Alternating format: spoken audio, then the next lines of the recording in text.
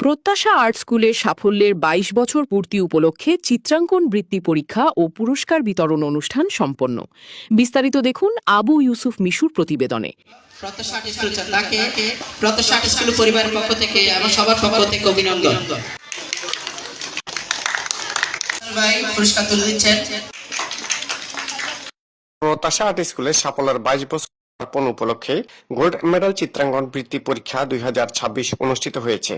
15 শুক্রবার নগরের কুলগাঁও জালালাবাদ এলাকায় এই অনুষ্ঠান অনুষ্ঠিত হয়। শহরের বিভিন্ন স্কুল হতে আগত অসংখ্য ছাত্রছাত্রী ও তাদের অভিভাবকদের উপস্থিতিতে পরিপূর্ণ হয়ে যায় অনুষ্ঠানস্থল।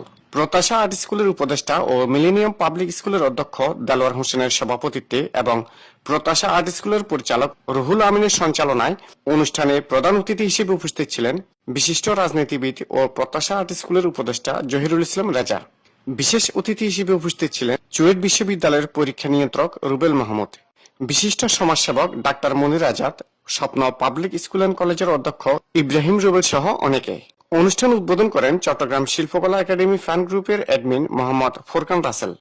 অনুষ্ঠানে বক্তারা শিশুদের সৃজনশীল প্রতিভা বিকাশে এমন উদ্যোগের ভূয়সী প্রশংসা করেন। শেষে আমন্ত্রিত অতিথিরা কৃতি শিক্ষার্থীদের হাতে পুরস্কার তুলে দেন। এই ধরনের অনুষ্ঠানে অংশগ্রহণ করতে পেরে খুশি শিক্ষার্থী ও তাদের অভিভাবকরা। ঠিক আছে, হ্যাঁ ঠিক আছে, ঠিক আছে, ওকে যাও।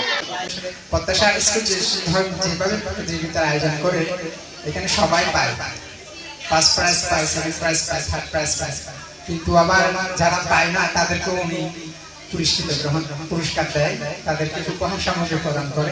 একটা ভালো দিক।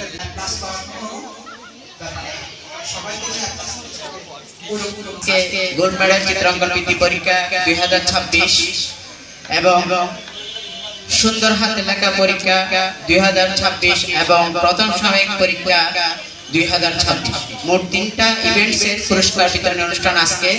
এই সোনার দেখে আপনারা রোয়েল ভাইয়ের কথা ধরে প্রতিটা সেক্টরে আপনারা ওনাদেরকে উৎসাহিত দিবেন, যে কোনো কাজে যে কোনো কম্পিটিশনে ওনাদেরকে উৎসাহিত দিবেন, আপনার নিজের পাশে লেগে থাকবেন। ধন্যবাদ সবাই। সবসময় চেষ্টা করি আগামীর যারা বাংলাদেশ, আগামীর ভবিষ্যৎ যারা আগামীর কর্ণধার, তাদের সাথে পথ চলতে। কারণ এখানে আমার সামনে যারা কোমলমতি শিশুরা বসে আছে, ওরাই হচ্ছে আগামীর বাংলাদেশ।